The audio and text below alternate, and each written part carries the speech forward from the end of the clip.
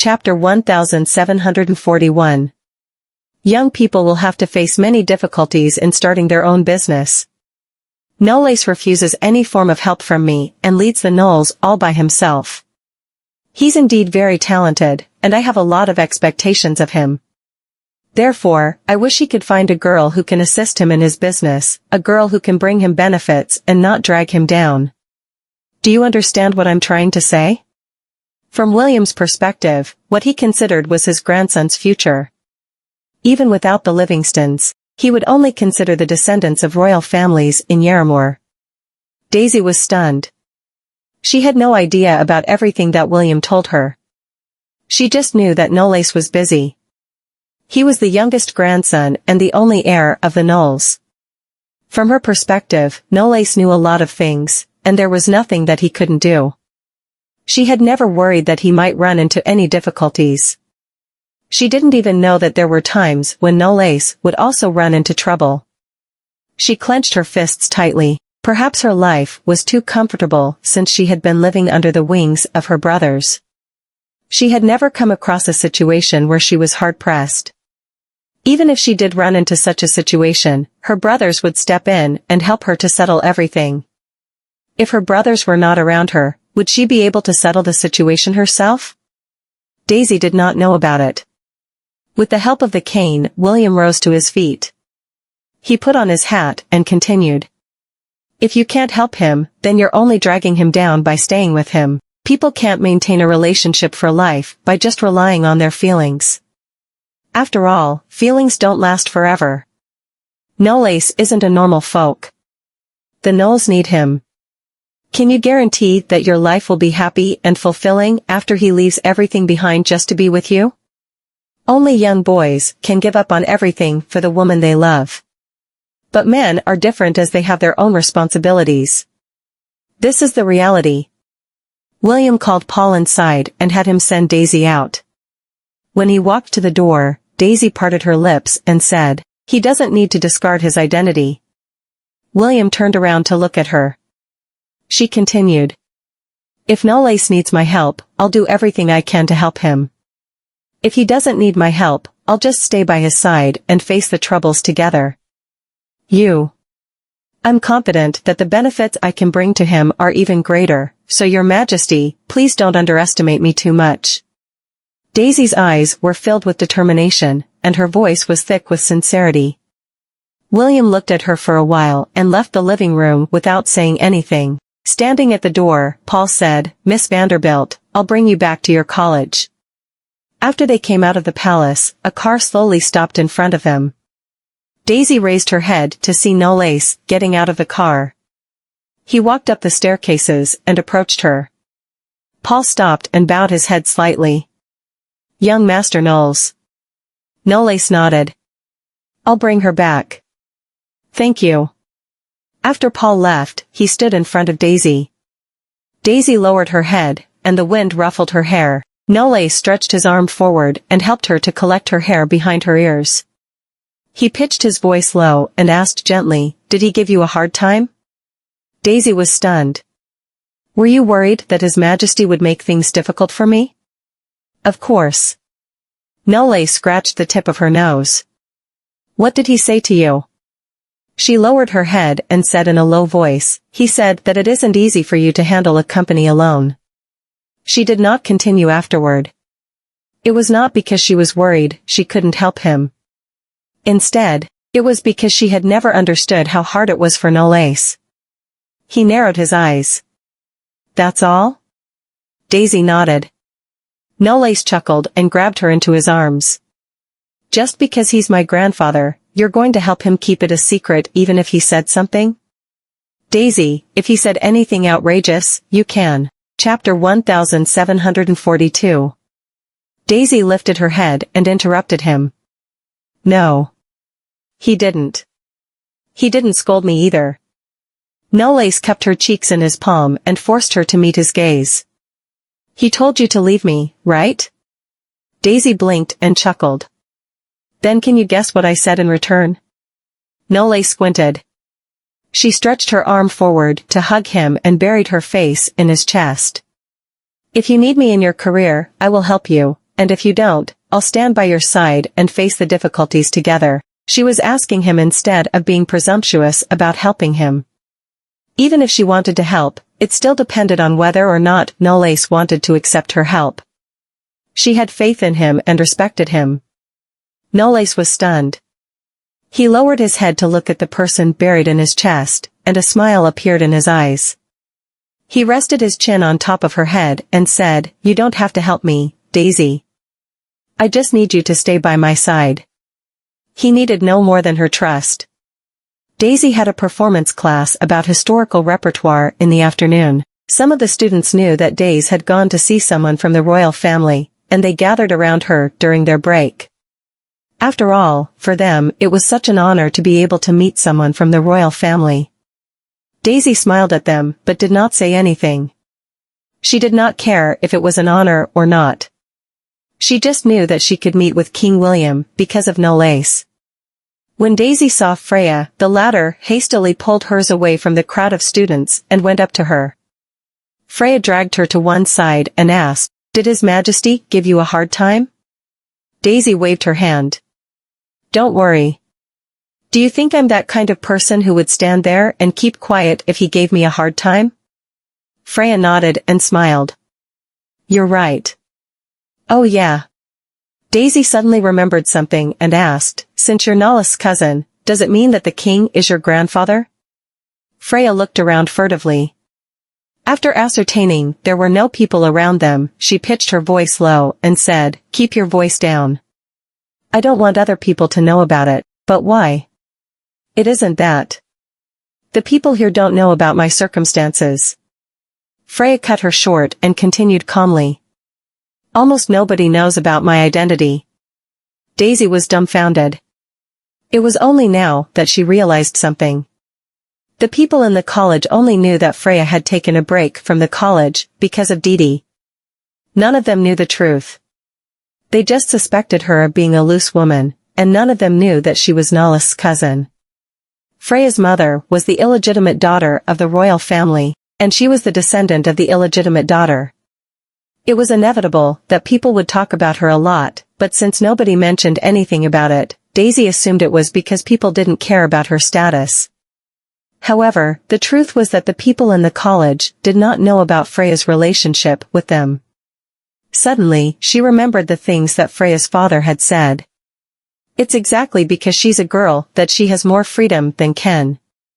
It was only now Daisy understood what he was trying to say. When Freya saw her fall into her thoughts, she waved her hand in front of her eyes and asked, "Hey? What's wrong?" Daisy came back to her senses and shook her head. She smiled at Freya and replied, "So that's how it is." Freya shrugged and replied candidly, "Well, it's good that they don't know about it. It saves me a lot of trouble. But you're having such a hard time." Freya smiled and replied, "I think you should care about your future husband more. My situation is nothing compared to his." On the weekend, Daisy finished her breakfast, looked at the housekeeper in the kitchen, and after a short while of contemplation, she walked over to her and asked, "Can you teach me how to bake some snacks?" Chapter 1743. The housekeeper was stunned. She turned her head around and asked, "You want to bake some snacks?" Daisy scratched her cheek and said, "Yeah. I want to learn how to bake cookies or pastries." The housekeeper suddenly realized something and chuckled. "Is it for your boyfriend?" The tip of Daisy's ears turned red as she lowered her head and did not say anything in return. The housekeeper stopped whatever she was doing and replied, "Sure. I can teach you." Daisy smiled. "Thank you." The housekeeper taught her how to make a simple dish throughout the morning. Daisy was learning while trying to make the dish according to the housekeeper's instructions. The housekeeper surprised her and pointed out her mistakes every now and then. After roughly 2 hours later, Daisy finished making the cheese tarts.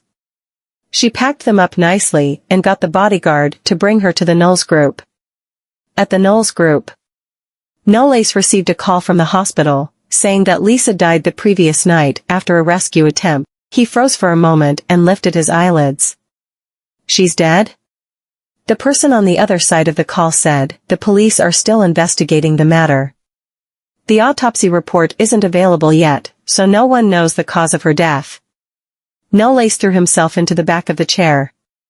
He was not surprised at Lisa's death, and he surmised that only Juno was capable of doing something like this. Donald wouldn't let her go, but he would not kill her. After all, Lisa just made him earn less money, but Juno was different. If Lisa remained alive, then there would be one more person in this world who knew his secret. In his opinion, Lisa was an idiot. She did not have anything to protect herself, yet she had the audacity to threaten Juno. She deserved what she got. Noce caught a glimpse of a figure outside of the window through the corner of his eyes and ended the call. When he heard the knocks on the door, he chuckled. "Come in." Daisy poked half of her body inside and asked, "Have you gotten your lunch?" Ever since she came to the company last time, the staff in his company changed their attitude toward her and allowed her to come in even though she did not make an appointment. Smiling, Noce replied, "Why? Do you want to treat me to lunch?" Daisy put her hands behind her back and stopped in front of the desk.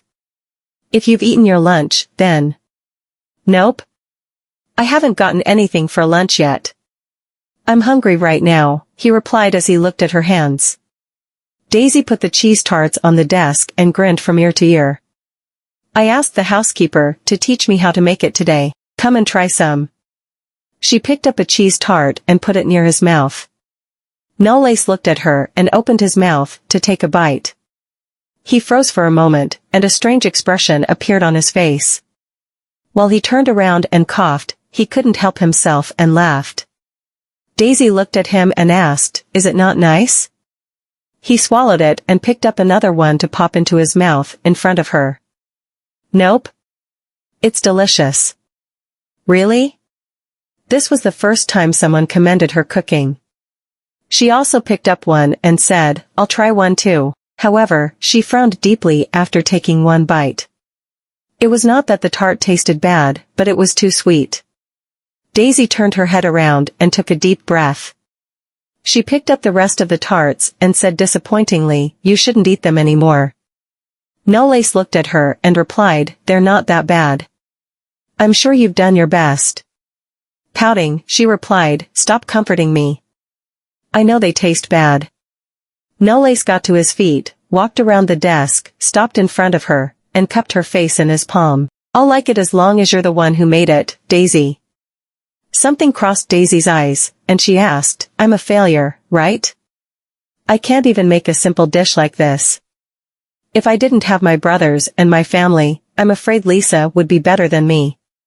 If she had nothing like Lisa, she was certain that she would be the one that got eliminated. Chapter 1744. Noce placed his lips on her forehead and said, "You don't have to know everything. Do you know what I like about you?" Daisy shook her head. "What is it?" Noce scratched the tip of her nose and replied, "I like the pureness in you. This is because it's something very rare." He grabbed her into his arms and continued, "You know what?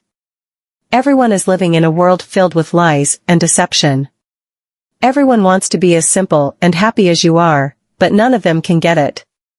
Therefore, you just need to be yourself, Daisy." After he finished speaking, he chuckled and said, "Besides, if you don't know how to do it, I'll do it." Daisy said in a low voice, "No way. You might think like this now, but what if you think I'm dragging you down in the future?" Noce put her on the desk and secured her tightly in his arms. "What makes you think that I'll think like that?" She turned her head around and said, "Feelings are prone to change. Who knows if you'll still like me in the future or not like how you like me now, ugh." Noce lowered his head and planted a kiss on her lips. After a short while, he lifted his head up and looked at her fervently while caressing the corner of her lips with his finger. "I promise you that day won't come." Suddenly, someone knocked on the door. It was Edison. Daisy pushed Noce away and stood at the side of the desk. When Edison entered the office and saw Daisy, he was stunned. Noce dusted his jacket and turned around to look at him. "Is there anything you want to report to me?" Edison froze for a moment before saying, Mr. Livingston is hosting a banquet at the Sunrise Hotel tonight. He has invited all the nobles, and His Majesty wants you to attend as well. Are you going? Daisy was stunned as she looked at Noce. Noce narrowed his eyes. Even though they had managed to stop the fake news about the engagement between him and Zenovia from spreading further, many people were still skeptical about it. If he attended the banquet that Juno hosted, those people would think that the news was real. However, if he refused to attend, it would be difficult for him to explain to the king. Daisy suddenly walked up to Noce and said, I'll go too. He was stunned and then chuckled while looking at her. Are you sure about it? Daisy snorted softly and crossed her arms in front of her chest. We have to announce our relationship sooner or later. We might as well take advantage of this chance to tell those women that you're not in the market. The smile on Noce's face deepened. He figured that he had to thank Zenovia for this. Daisy wouldn't have felt threatened if she hadn't appeared. The Sunrise Hotel was bright under the night sky. There were all sorts of delicacies and wine in the large banquet hall. All the guests were gorgeously dressed. Although it was not as grand as the royal banquet, it was still quite a sight to behold. Zenovia was greeting the guests with her father. She was wearing a silver dress tonight that accentuated her body figure and made her look gorgeous. Congratulations, Mr. Livingston. Is it true that your daughter is having an engagement with the eldest grandson of the Noce? Juno replied with a smile on his face, It hasn't been decided yet. I'll inform everyone after everything has been settled. Zenovia looked around the guests. She grabbed the glass tightly and asked, Dad, will he really come? Juno put his hand on her shoulder and said, Don't worry. I've made all the preparations. Besides, there are media outlets here as well. You need to have more confidence in yourself. You're my daughter, not to mention that the king has a lot of faith in you. Equal social status is the main focus of a marriage between two rich families. He's still young, so it's normal that he's against it, but just give him more time. I'm sure he'll compromise. She felt relieved a bit after what her father said. After all, her father was right. Even though Noce did not want to marry her, he had to face reality. The news would become real if Noce appeared at the banquet tonight. Zenovia did not mind how much he loved his girlfriend right now. Zenovia just wanted to show Daisy that the only one worthy of becoming Noce's wife was her. Chapter 1745. At that moment, Noce appeared in the banquet hall, and a smile broke across Zenovia's face when she saw him.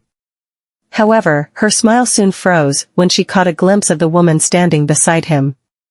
Everyone turned their heads toward the girl beside Noce, and all of them were shocked. Daisy was wearing a long velvet dress with a hairband and a pair of tassel earrings, and she looked gorgeous. She had a nice body figure, and her gracefulness was not inferior to Zenovia at all. To be precise, her appearance completely stunned the guests around. Zenovia froze and gripped the glass even tighter. She thought she was already the most beautiful girl at the banquet. She did not expect Daisy to steal all her thunder when she appeared. Dad, why did he bring her along? Zenovia's eyes turned red around the rims. If Daisy showed up here, she wouldn't be able to carry out her plan anymore. Juno frowned and tried to comfort his daughter. Calm down, Zenovia. You're the star of the show tonight, and I won't let her threaten you. Holding a glass in his hand, Juno walked up to Noce and said, You're finally here, young Mr. Knowles. Zenovia has been waiting for you, and trust me, it isn't good to always keep a girl waiting. The people around them began whispering. Zenovia had announced in an interview she would be engaged to Noce, and the king supported her. However, Noce had never once come forward to confirm everything she said. Instead, the news was put aside, and now it seemed like it was just Zenovia's wishful thinking. Noce chuckled and said, Did Miss Livingston misunderstand something? Juno's face sank slightly as he replied, Zenovia is the star of the night. Even if you're not going to show me any respect, are you sure you want to go against what your grandfather wants? Noce squinted and asked, "Are you threatening me with my grandfather now?" "That's not what I mean." Juno looked at Daisy and said meaningfully, "Matching social status is what you should consider when it comes to what you choose and what you like, isn't it? Zenovia likes you very much, and I've decided that if you two get engaged, I'll support the Knowles group unconditionally." The unconditional support from the Livingstons was something very tempting. In other words, the Livingstons would support the Knowles group, whether it was in the form of money or connections. Juno was certain that a smart person like Noce would choose benefits. After all, people like them required a spouse that matched their social status. A woman without a family background could only be kept outside as a lover that couldn't be known to the world. Noce suddenly chuckled and picked up a glass from the bartender's tray. "You're right, Mr. Livingston. We indeed need to find someone of equal social status to become our partner." Juno smiled and replied, "I know you're a smart person, young Mr. Knowles." Holding the glass, Noce watched as the bartender poured the red wine into his glass and said indifferently, "In that case, it's only right for me to choose a family that is even more powerful than the Livingstons, isn't it?" Juno was stunned and did not know how to reply. At that moment, Zenovia walked over with her head high and chimed in. "Mr. Knowles, if you pick a woman who is better than me, I have nothing else to say. But if you choose a woman like her over me, don't you think that it's a form of insult to me? Have you ever considered my feelings before?" Chapter 1746. Zenovia's eyes were bloodshot as the media surrounded them. "I like you and want to court you. I've done nothing wrong. But you can't just bring this college student you're paying to be with you to my banquet to humiliate me just because you don't like me." The dispute that took place on the spot was not interrupted from beginning to end. No one chose to interrupt as no one knew who was right and who was wrong, what was true and what was false. None of them could voice out firmly until the very last moment because they were afraid of getting into trouble. The audience was quiet for a moment, and Daisy suddenly said, "Has Noce told you that he has a girlfriend?" Zenovia was startled and took a deep breath. "So what if he has a girlfriend? Has His Majesty King William admitted your identity as his girlfriend? Don't you feel ashamed for occupying Noce when you don't even have the support of the elders from his family?" Daisy chuckled. "That's because His Majesty didn't know about my existence before this. On the other hand, Nala's parents have always supported my relationship with him. You claim it's shameful for me to occupy him, so isn't it shameful for you to intervene in our relationship? Being the daughter of a wealthy family gives you the right to intervene in other people's relationships openly? Your ideology and the way you act have truly ruined the ethos of the upper class." Daisy's voice was sonorous and powerful. A marriage between the children of two matching families posted nothing wrong, but destroying the other party's original relationship and scrupulously and forcibly arranging marriage only because of one's identity, family background, and the support of one's elders was no different from the act of robbing. As long as one party could not match the other party in many aspects of life, even if they were in a justifiable relationship, the relationship would collapse in the end due to the oppression that came from external forces. This was the reality. Zenovia was trembling with anger. "What makes you think you're in the position to condemn me? Isn't this the case? Do you really think that the concept of marrying into a wealthy family is something that you can handle only because you think you deserve it? Do you expect him to give up his current life and share a mediocre life with you? Stop dreaming. Your lowly status has already destined your relationship with him never to last. Even if I never appeared, another woman would eventually appear and replace you. You should know very clearly that if not for him, you wouldn't even be able to enter this banquet hall now. So, what makes you think you're in the position to show off in front of me?" Nala's expression dimmed all of a sudden, and his gaze turned cold. "Lowly?" Zenovia trembled subconsciously.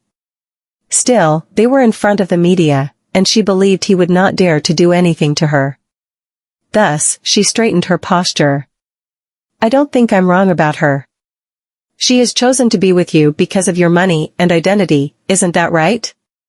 And you're ignoring the conditions that I can provide you with and choose her. The conditions you can provide are far worse than what she can provide.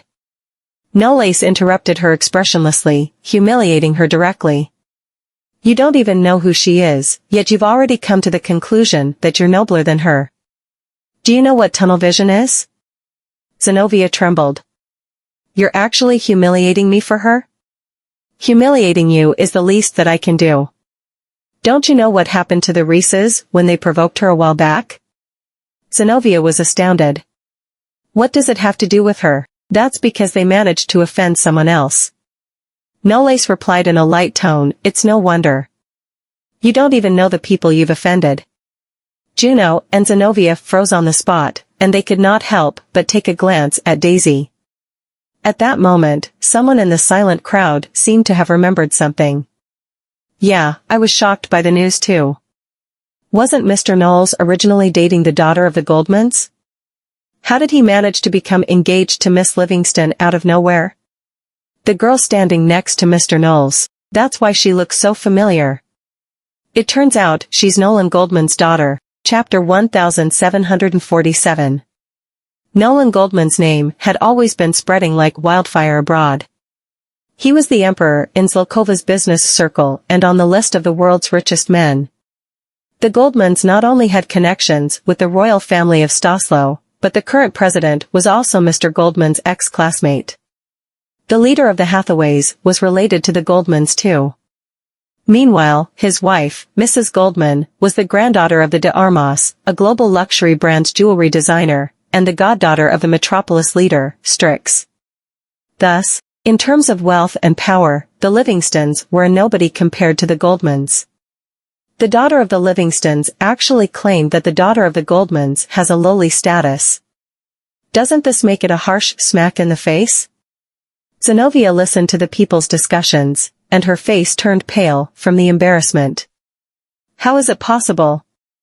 If she's really the daughter of the Goldmans, everything I've just said will definitely shoot me in the foot, won't it? The Livingstons felt extremely uncomfortable as they listened to the discussions that were going around. They had just smacked themselves in the face in public, and it was very difficult for them not to feel embarrassed.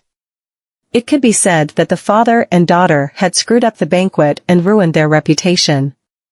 What the media wanted to do originally was to get more information in order to verify whether Noce was engaged to the daughter of the Livingstons. However, it seemed that the engagement between the two was no longer the hottest topic in town now. The fact that the daughter of the Livingstons had intervened in the relationship between the daughter of the Goldmans and the young heir of the Knowles was even more eye-catching. Noce wrapped his arm around Daisy's waist and took her away. Zenovia stood stiffly in the crowd.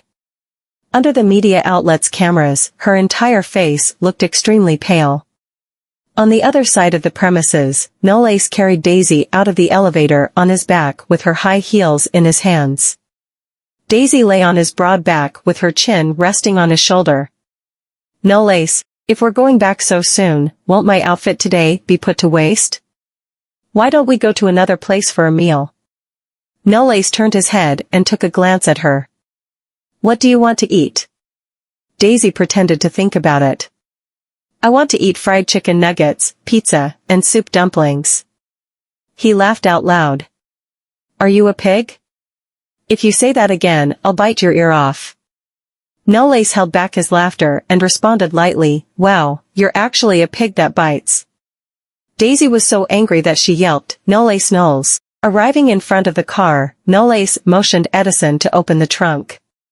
He carried Daisy to the back of the carriage, let her sit on it, then found a spare pair of ladies' sandals from the carriage, squatted down on his knees, and put them on for her. He then fastened the straps around her ankles. Her feet were small, and they had slender, long toes, which made them good-looking feet. The sandals were decorated with flowers and beading, suiting her a lot.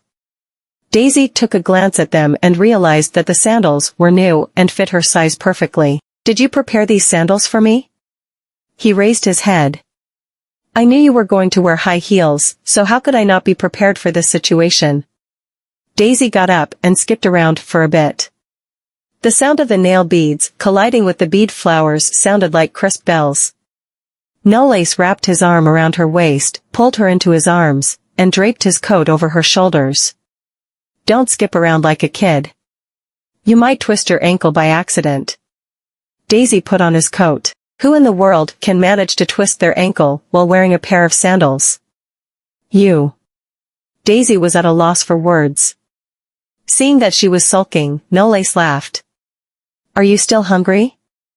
"I'm hungry. Why wouldn't I be?" Daisy did not hesitate before answering him while she opened the door and got in the car. The waves crashed on the rocks, and the hustle and bustle of the city that was in the distance seemed to interweave into a quiet, starry sky under the ivory lighthouse as if they had traveled into a parallel universe. Noce and Daisy sat in the trunk and covered themselves with blankets. Between the two, there was a box of warm, fragrant fried chicken nuggets, pizza, and a bowl of vegetable dumplings. Chapter 1748.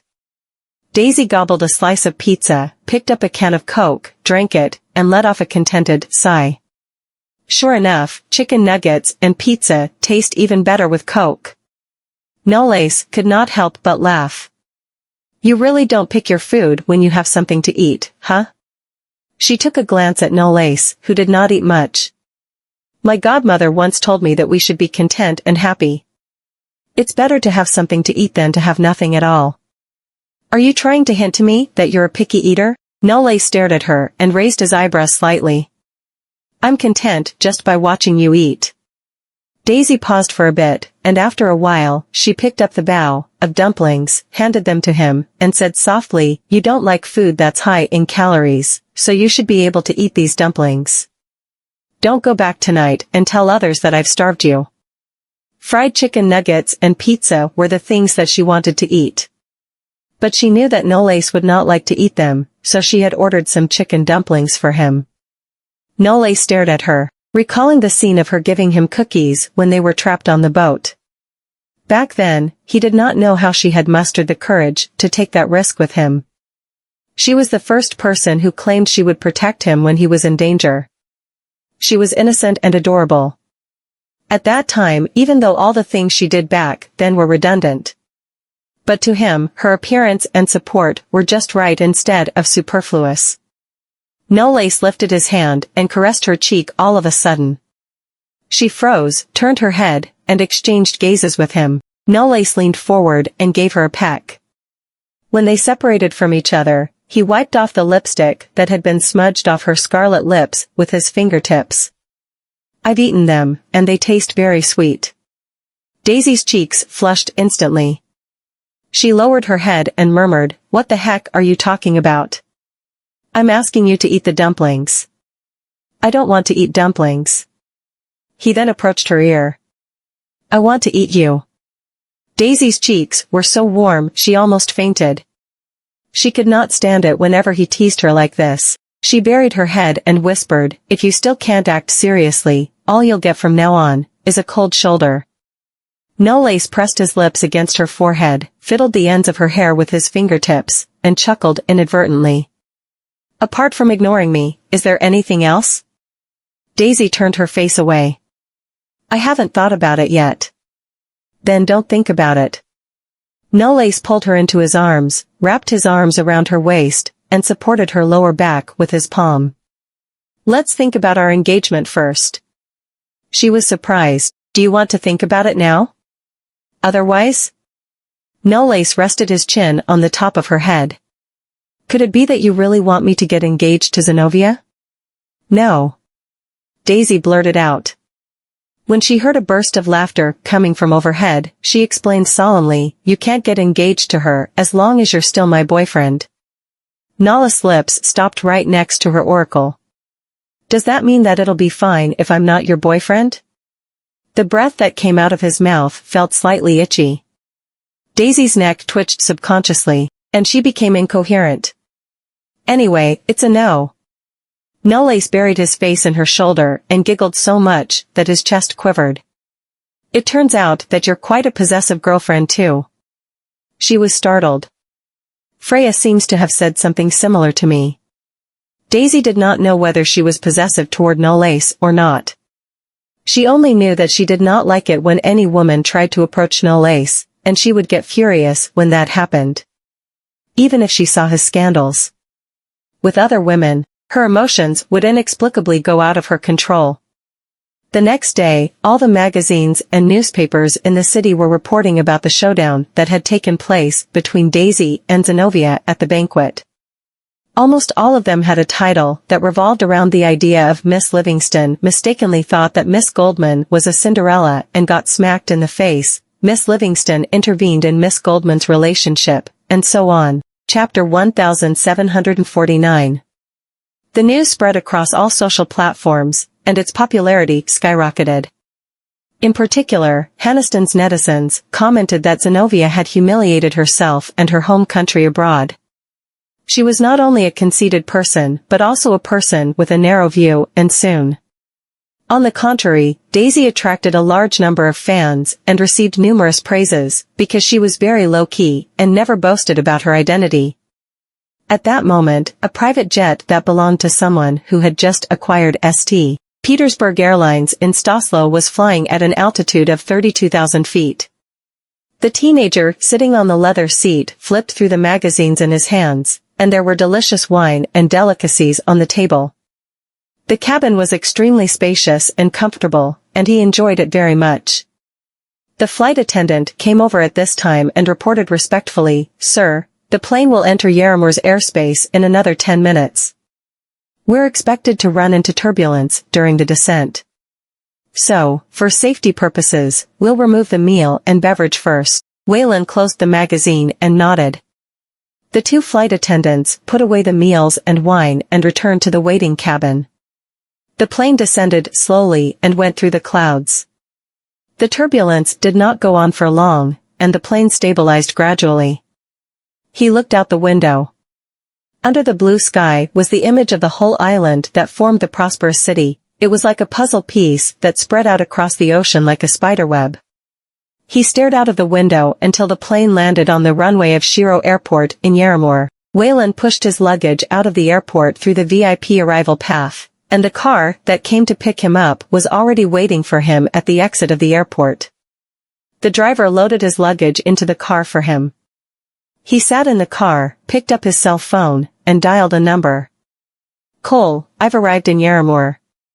On the other side of the city, Daisy and Freya were sitting in a cafe that was located in the college. Daisy stirred the coffee's foam in the mug. "Hey, is it a little too early for me to get engaged to Noce now?" Freya stopped typing on the keypad, raised her head, and looked at her. "There are college students who get married at this age. Is it too early for you to get engaged?" Daisy pursed her lips and did not say anything. "Why? Don't you want to get engaged to Noce?" Freya raised her eyebrows. "Could it be that you're thinking about giving that wench a chance?" Daisy choked on her coffee. "She stands no chance." However, a hint of hesitation could be heard in her voice instantly. "I just don't know how to bring this news to my father and my brothers." Freya laughed. "Will your family force you to choose something or someone that you don't like?" Daisy froze for a split second and shook her head. Freya lowered her gaze. "That's it. Since they won't do so, then what are you worrying about? As long as you like it or want to do it, and as long as it's something that you think is right, it'll be fine, won't it? So, as long as you like Noce and want to be with him, I think your family will understand your decision." Daisy has a huge and powerful family background.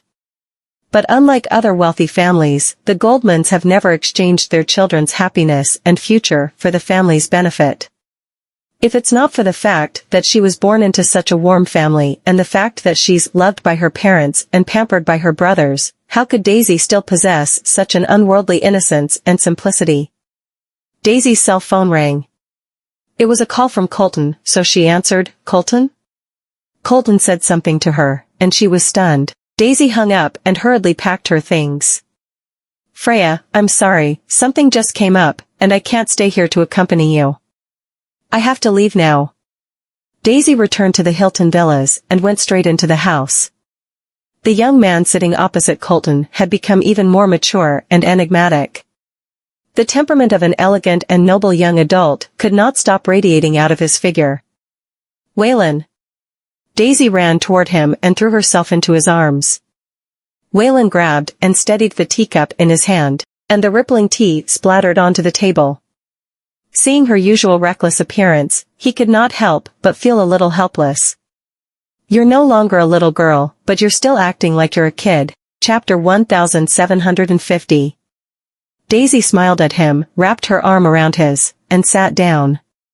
Whan, why didn't you say anything in advance that you're coming here to visit? Whan placed the cup on the table and turned to look at her. Have you started dating Noce? Daisy was stunned and took a glance at Colton subconsciously. Colton crossed his arms and stared at her without uttering a single word. Well, yes. She scratched her cheeks and lowered her head.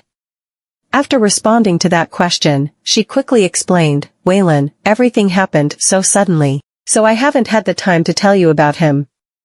Whan raised his hand and stroked her hair. I'm just asking, why are you panicking? I'm not panicking. He could not help but laugh. Oh, really? I see you acting nervously as if you're worried, I'll blame you for that. Daisy pursed her lips. It's fine. You've grown up and should have your own thoughts. So what makes you think I still have the authority over you? If she didn't like Noce, would Noce even succeed? After all, it's Daisy who's found someone that she likes. Whan, have you eaten lunch? Should I reserve a restaurant now? Daisy blinked at him. Colton, who was sitting across from her, saw her attentive appearance and snorted. You become so courteous as soon as Whan's here. Do you want him to help you check that boyfriend of yours out? She choked on her own words. Why should I do so? It's just that Whan has just gotten off a plane and has been traveling for such a long time. What's wrong with me treating him to dinner? Colton smirked without saying a word. You're my sister, so how could I not know what's going through your mind? Whan gave off a smile. Since you're the one who wants to buy me dinner, I'll leave it to you to decide and arrange it. In the evening, at a French restaurant. The table near the window had a superior view as the restaurant was located next to a huge botanical garden, and the environment was rather quiet. Whan, the food here is delicious. You should try all of the dishes. Daisy moved all her favorite foods to Whan. Whan lifted his eyelids and cut the beef on his plate slowly. Just leave it. I try them out. She then moved another plate toward him. And this beef tenderloin is very fragrant, tastes very fresh, and melts in your mouth. Colton, who was sitting on the side, could not hold back his giggle anymore. Whan lifted his eyelids to stare at her. Daisy, there's no need for you to be so courteous with me. You can just tell me anything if you have something that you want to say. Daisy, who was exposed, felt a little embarrassed. She took a deep breath and admitted with a firm expression, Whan, I might be getting engaged soon. Colton failed to hold the sip of coffee that he had just drunk. He picked up a handkerchief and wiped the corners of his mouth. His reaction was even more exaggerated than Whan's. Have you lost your mind? You want to get engaged before you even graduate?